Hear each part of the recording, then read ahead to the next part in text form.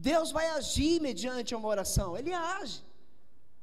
Uma oração feita de maneira sincera, de maneira que Deus se agrada, ela vai ser respondida por Deus, vai ser respondida. Em questão aqui, a Bíblia diz, né, no versículo anterior, tem alguém doente, chame os presbíteros da igreja, orem, unjam eles e orem, porque a oração do justo, ela pode muito nos seus efeitos. Então o que é ser justo? Eu li o Salmo 50 com você, e no final do Salmo 50, o Senhor Deus diz que quem vai ser abençoado por Ele, são aqueles que são gratos a Ele, não são aqueles que fazem sacrifícios de tolos, mas aqueles que lhes são gratos. Tem muitas pessoas que são crentes, que se dizem cristãs, que não dão sequer um bom testemunho, que não tem sequer um bom pensamento, que tem ações que o condenam, sequer tem uma boa ação que louve a Deus. Então, como a oração pode ser ouvida de uma pessoa que vive se sujando com as trevas, que vive se envolvendo com elas, que vive dando ouvido ao diabo lá fora e fazendo a sua vontade? Como é que ao orar uma pessoa dessa será ouvida? Descarte a questão, eu falo outra vez aqui, descarte esse negócio de oração contrária, porque Deus ouve a oração de justos. Então, se alguém estiver orando contrário à sua felicidade, meu irmão, diga: isso não é oração, isso é feitiçaria, isso é bruxaria. Não é oração. A oração é o que o justo faz, a que o justo faz. E quem é o justo? Quem é o justo? Se você for buscar no dicionário da nossa língua portuguesa, o significado de justo lá, ele foi atualizado. Então não vale você pegar no dicionário da língua portuguesa, que lá vai falar sobre aquela pessoa que julga imparcialmente, aquela pessoa que, eu peguei aqui alguma coisa, que julga ou procede com equidade, a pessoa que reconhece a imparcialidade de cada um, ou de igualdade. Mas na Bíblia Sagrada, o termo justo tem uma outra conotação. Justo é o mesmo que reto. Reto é o que pratica a retidão. E retidão é algo que deve estar na vida de cada um que pronuncia Jesus Cristo como seu Senhor e como seu Salvador. Se eu começo a achar que eu estou certo e que a pessoa está errada, e começo a acusar, e começo a falar, e quando eu deveria perdoar, não perdoo, me dou o direito de não perdoar alguém, eu estou deixando de praticar a retidão. Não é difícil a gente alcançar a retidão, se nós olharmos para Jesus. Jesus foi o homem que mais andou retamente sobre a terra, nenhum outro foi tão justo como Jesus. Ele foi um ser humano que soube perdoar, que soube amar, que soube ajudar.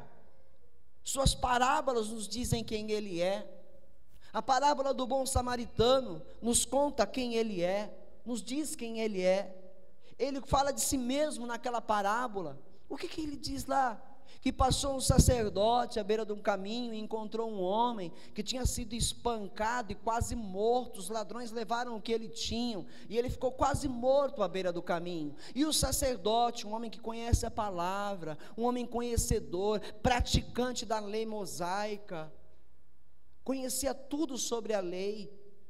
Ele sabia o termo, o significado de bondade, de benignidade, de longanimidade, de mansidão, de fé, de amor. Ele sabia o significado de tudo isso, mas ele apenas sabia o significado. Ele não era um praticante, ele não era um homem reto, porque quando ele viu aquele homem quase morto à beira do caminho, ele passou de largo, ele atravessou para o outro lado, ele fez uma vista grossa, como se não estivesse enxergando que alguém ali precisava de ajuda.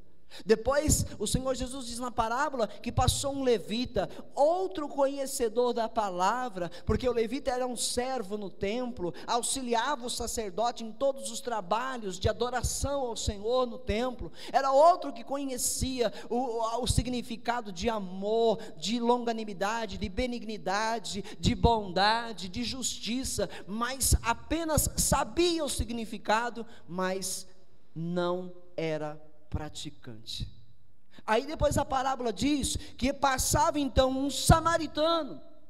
Quem era um samaritano? Samaritano era um ser humano odiado pelo sacerdote e odiado pelo levita. Era uma pessoa comum, uma pessoa desprezada pelos judeus, porque os judeus eram conhecedores da lei e, segundo eles, praticantes, e os samaritanos não. Os samaritanos eram uma raça mestiça, então não tinham sangue totalmente judeu, então esses eram desmerecidos, e foi justamente esse em que na parábola ajuda o homem que foi quase morto pelos ladrões e salteadores.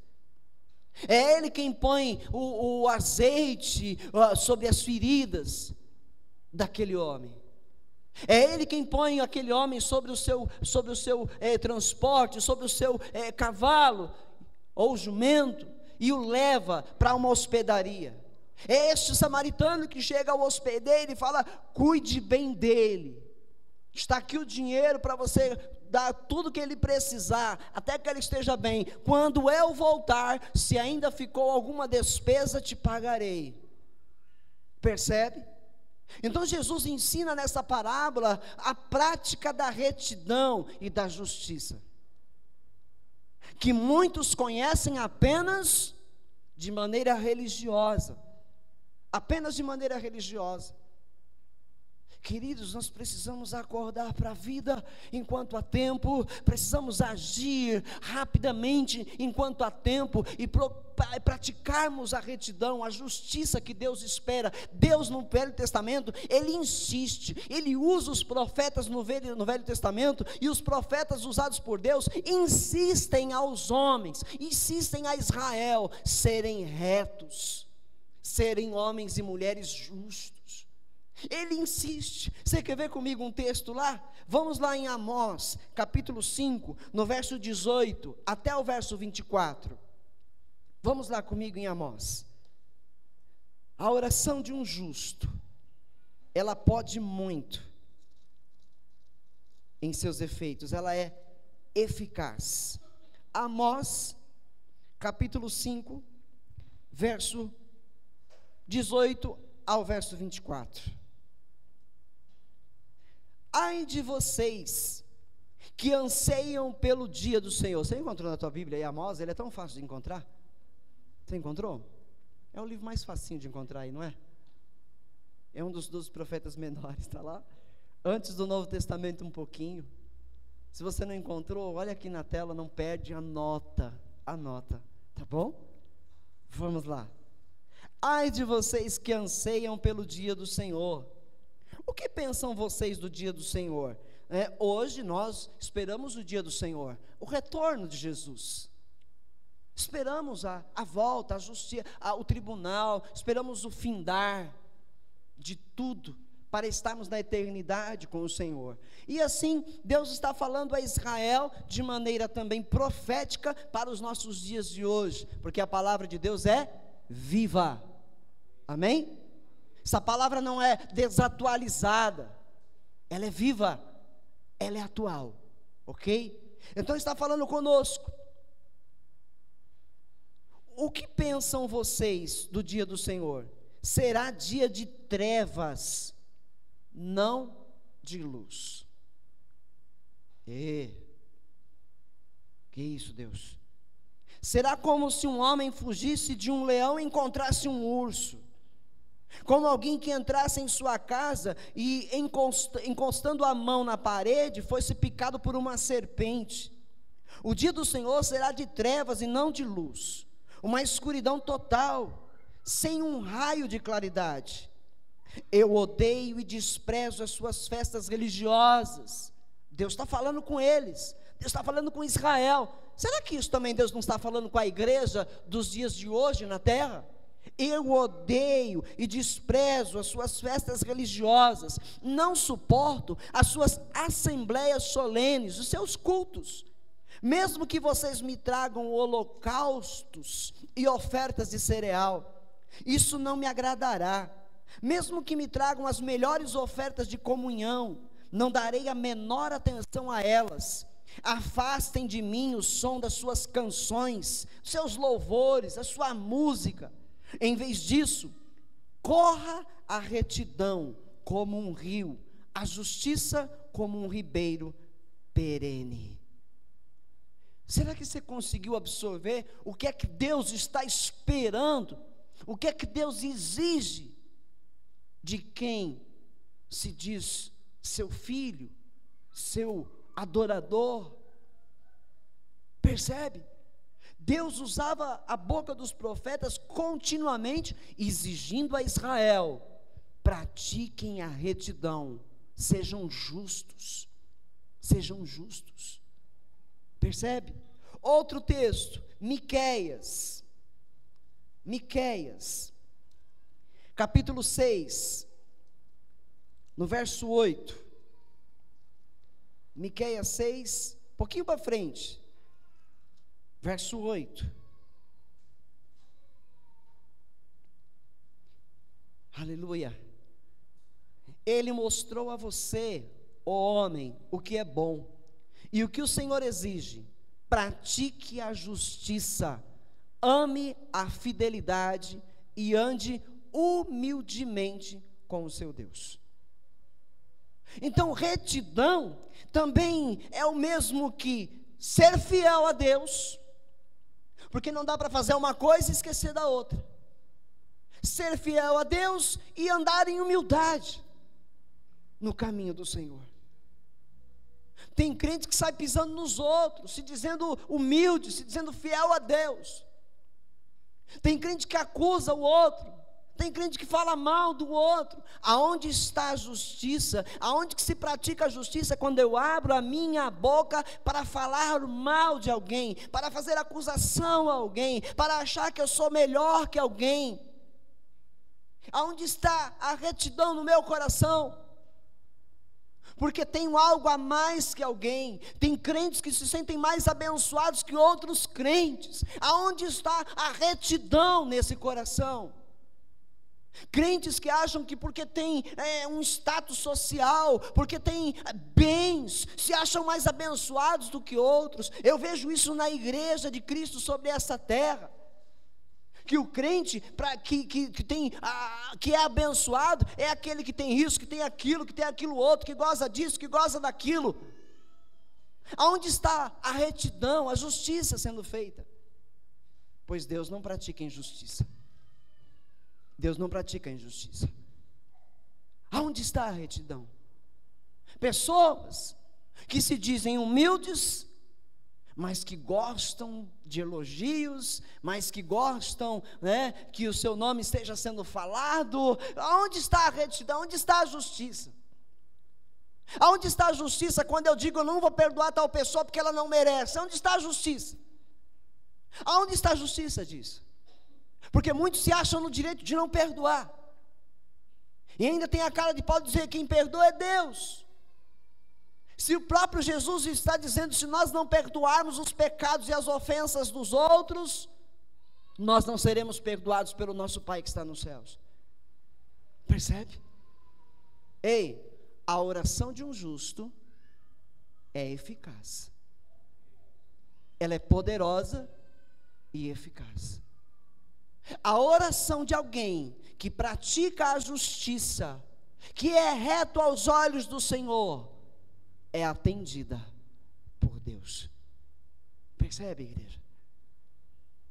Nós precisamos lutar contra o eu, o ego.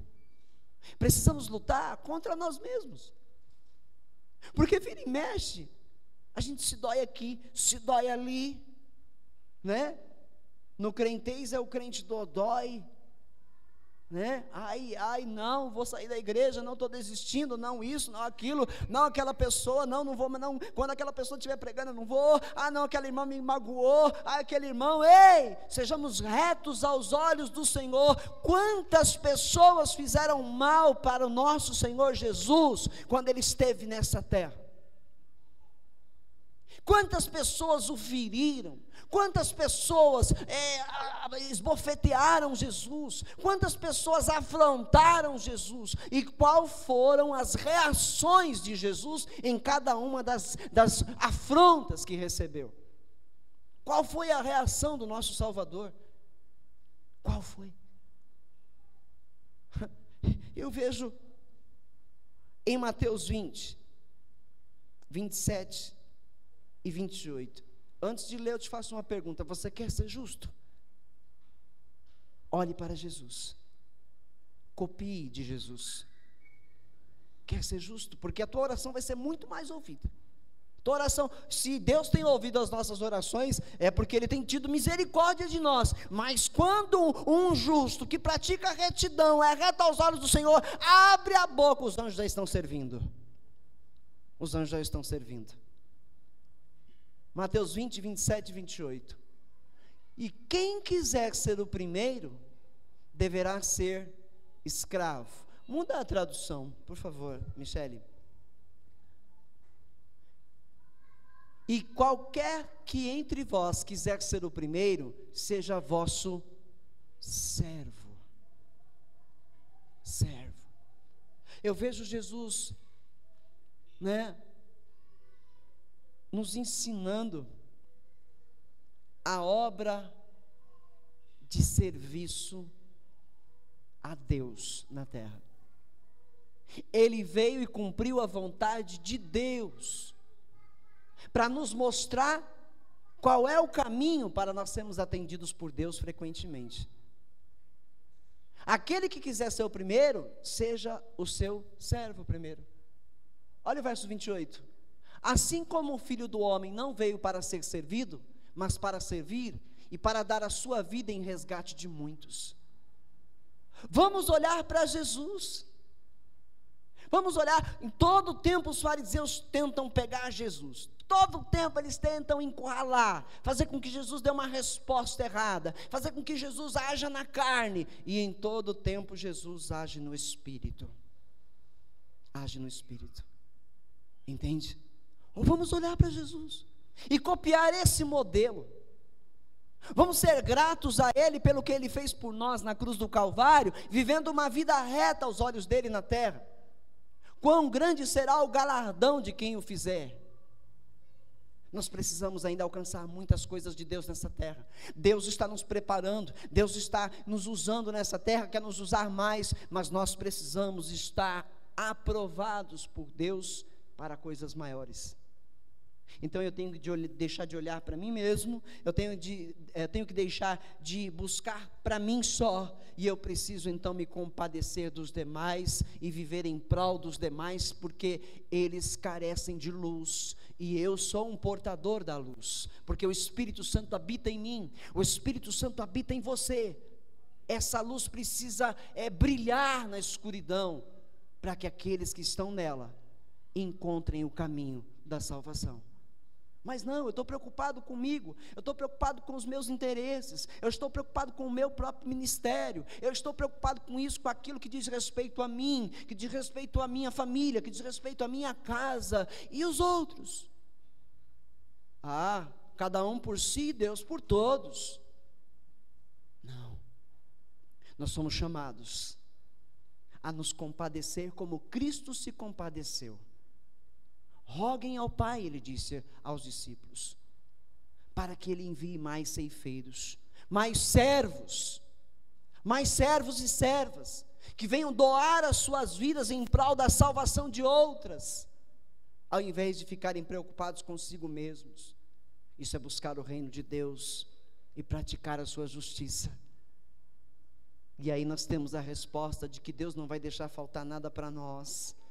Deus vai cuidar de nós, Deus vai multiplicar aquilo que necessitarmos, Ele vai nos dar, Ele vai suprir. Percebem? Aleluia. Outro texto, João 8:11. João 8, olhe para Jesus, olhe para Jesus. Ninguém, Senhor, disse ela, declarou Jesus, eu também não a condeno. Agora vá e abandone sua vida de pecado. Deixa aqui. Qual é a história? A mulher adúltera. O que aconteceu com ela? Ela foi pega em adultério.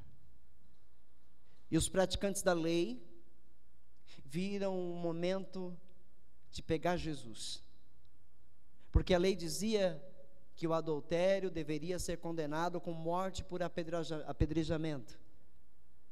E aquela mulher foi levada até Jesus, e os homens estavam todos com pedras nas mãos para apedrejar aquela mulher. E eles questionam Jesus. Eles questionam acerca da lei. O que deveria fazer Jesus? Qual seria a resposta? Eles esperavam que Jesus concordasse com a lei e dissesse: apedrejem essa mulher, apedrejem ela. E Jesus olha ao seu redor e diz: aquele que não tem pecado, atire a primeira pedra nessa mulher. E pouco a pouco a Bíblia diz que os homens foram soltando as pedras no chão, e foram dando as costas, e foram se retirando, até não ficar ninguém, somente Jesus e a mulher. E a mulher que cometera o adultério, recebe o perdão de Jesus. Jesus perguntou para ela: cadê os que te condenam? Ela diz: não ficou ninguém, Senhor. Ele fala: eu também não condeno você. Vá e abandone a sua vida de pecado. E o que fazem os justos dos dias de hoje? O que fazem os crentes dos dias de hoje? Se afasta daquele ali que está em pecado, se afasta daquele, viram a cara para esse, viram a cara para aquele. Ninguém consegue compreender que são seres humanos, ninguém consegue compreender que somos falhos, que ainda estamos numa carne, num corpo pecaminoso, que ainda falhamos, que ainda vacilamos, que ainda tropeçamos. E quando alguém tropeça, outro se sente mais santo e aponta o dedo. Quando alguém tropeça, outro se sente um sacerdote e passa de longe. Percebe? É isso o que muito se acontece na igreja hoje. Nós não fomos chamados por Jesus ao cargo de juízes. Nós fomos chamados por Jesus ao cargo de adoradores. Fomos chamados ao status de filhos de Deus. Filho precisa se assemelhar ao pai, porque Jesus, sendo filho de Deus, se assemelhou a ele, foi justo como pai. Nós não fomos chamados para julgar, não fomos chamados para acusar. Praticar a obra de justiça, ser justo, reto, é reconhecer que todos nós somos pecadores, arrependidos, que buscam a cada dia se aperfeiçoar em Jesus, se assemelhar a Ele, praticar as obras que Ele praticou. Em nenhum momento Ele condenou ninguém. Ele diz: eu não vim condenar o mundo, eu vim salvá-lo. Eu não vim condenar, eu vim salvar. Entende? E muitos hoje fazem a condenar os outros, fazem a apontar o dedo, se afastam, viram a cara. Não. Nós precisamos nos santificar para Deus. Eu posso ajudar alguém que está em pecado a sair do pecado e não lançá-lo ainda mais ao pecado. Eu posso ajudar. O meu papel é ser luz. A luz põe em retirada as trevas. Percebem? Então eu preciso ser luz com as atitudes, com a minha conduta. Eu preciso que as pessoas vejam Jesus em mim. Jesus nunca saiu apontando o dedo para ninguém. Eu tenho que parar com essa mania. Eu preciso parar com essa mania de dizer que todo mundo é pecador, que aquele vai para o inferno, que aquele outro vai para o inferno, porque tem crente que diz quem vai e quem não vai para o inferno. Tem muito crente que diz: aquele lá já está nas trevas, aquele já está na mão do diabo. Não, Eu fui chamado para ser luz. E quem anda na luz sempre vê a oportunidade de ajudar alguém que está no pecado a sair do pecado. Entende, igreja? Amém? Lucas 23, 24. Olhe para Jesus. Eu acho que eu anotei errado. 34, perdão. 23, 34. Jesus disse: Pai, perdoa-lhes, pois não sabem o que estão fazendo. Então eles dividiram as roupas dele, tirando sortes. Jesus está pregado na cruz, sentindo uma dor que jamais você vai sentir. Jamais. Terrivelmente. Está ali, machucado, ferido, desidratado, sentindo uma angústia, uma dor, algo terrível na sua alma. Estão zombando dele, estão lançando sortes sobre a sua roupa, estão zombando, estão tirando um sarro de Jesus ali, estão condenando Jesus. E ele olha para aqueles que o pregaram, o açoitaram, o levaram à cruz, aqueles que vão agora lançar sortes das suas vestes, olha para todos eles, inclusive para a humanidade, da terra, do planeta, das gerações que virão, e diz: Pai, perdoa eles, porque eles não sabem o que fazem. Queremos ser justos, mas muitas vezes não perdoamos o pecado de alguém. Muitas vezes não queremos entender. Muitas vezes somos taxativos. Aqui se faz, aqui se paga. Tem que sofrer as consequências. Pesa a mão nele, Deus. Pega lá.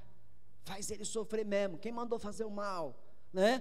Ou você nunca se viu na frente de uma televisão, quando alguém lá, que eu não aconselho você a assistir esse tipo de programação, está lá, que o fulano fez isso, fez aquilo, matou, estrupou, jogou do prédio, e você está lá, ai meu Deus, que coisa horrível, e você, ai, uma pessoa dessa precisa ser morta aos poucos, uma pessoa dessa precisa ser tatuada até a morte, porque estamos sendo carnais. Não está em nossas mãos fazer justiça, com a justiça no sentido de julgamento.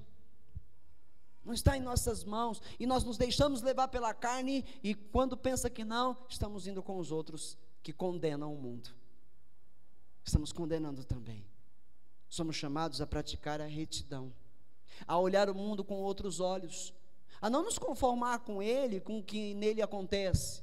Somos chamados a olhar com os olhos de Deus, olhos que se compadecem, e choram, e se lamentam em pranto, e intercedem, e oram, e clamam por arrependimento dos povos, por arrependimento das pessoas, por arrependimento e conversão, porque nós já fomos perdoados, nós já saímos das trevas, mas eles ainda estão lá, e precisam de ajuda, e você que recebeu a missão de ser a ajuda para esses povos, essas pessoas, levar a luz, ser o sal. Quando todo mundo diz que não, você está lá dizendo: não desista, Deus ama você. Quando todo mundo condena, você está dizendo: eu não te condeno, o Senhor te perdoa. Vamos, ergue a tua cabeça. É isso que Deus espera da igreja, que nós sejamos homens e mulheres servos do Senhor nessa terra, a serviço do seu reino, praticar o amor, a bondade, a verdadeira humildade e a verdadeira justiça, sermos gratos a Deus por aquilo que Ele nos fez. Amém? Amém. Tiago 1:27.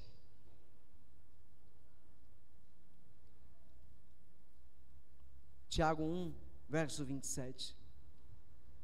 A religião que Deus, o nosso Pai, aceita como pura e imaculada é esta: cuidar dos órfãos e das viúvas em suas dificuldades e não se deixar corromper pelo mundo. Não sermos como os demais. Não aceitarmos sermos pessoas iguais a todas as outras. Cuidarmos daqueles que necessitam, ajudarmos. Quem quer ser religioso, faça isso. É isso que Jesus está dizendo. É isso que a palavra está dizendo. Mas não, ser religioso é outros 500. É a postura, o asseio, é a maneira de falar, de andar, é a maneira de se portar. Isso é ser religioso, é isso que agrada a Deus. Não sou como os demais lá fora, né? Nossa, eu fui na igreja hoje, o pastor estava sem gravata, misericórdia, né? Que isso? A igreja está virando liberal, o pastor agora prega sem gravata, né? Uma suposição de muitas pessoas que olham com olhos religiosos, percebe? Imagina se eu vim aqui então de tênis, calça jeans e camiseta. Meu Deus, o pastor está se desconvertendo. Deus quer que você seja reto. Os teus olhos precisam ser puros, porque os teus olhos são a luz do seu corpo, a candeia do seu corpo.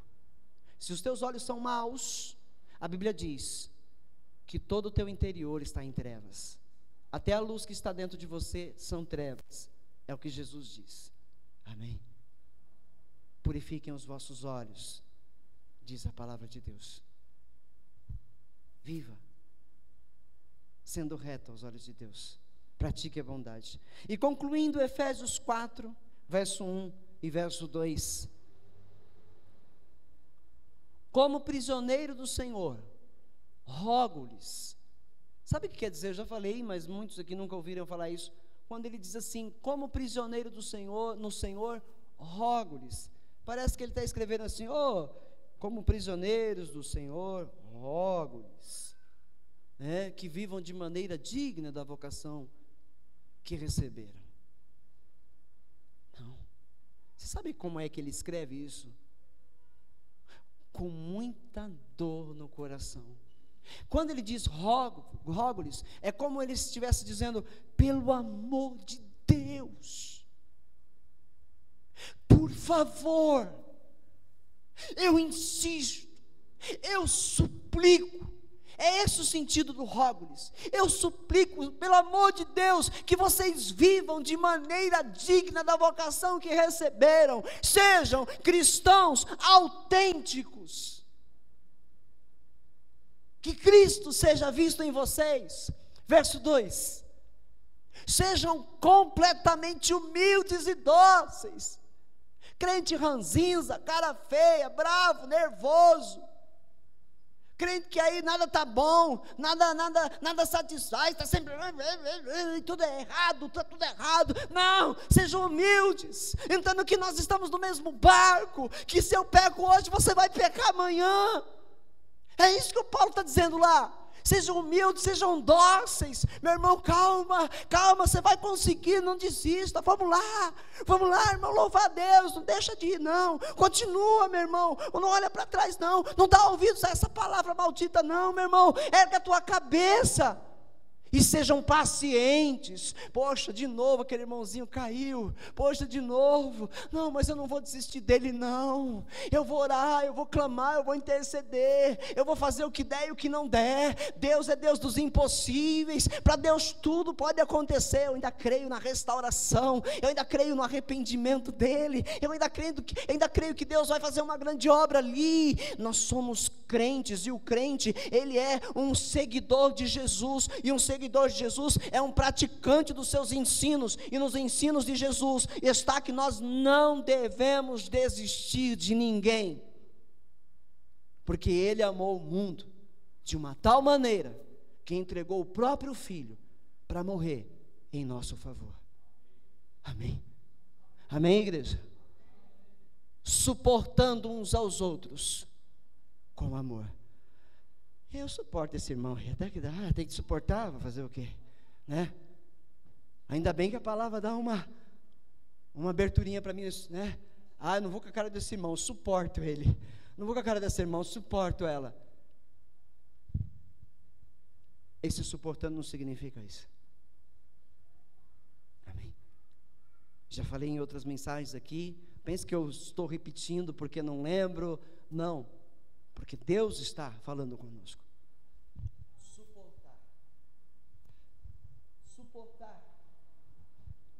Jesus, o bom samaritano, carrega o quase morto nas suas costas e o põe sobre o seu jumento. Ele suporta o seu peso, ele suporta a sua dor. Amém? Nós temos que suportar uns aos outros em amor. Amém, igreja? Aí,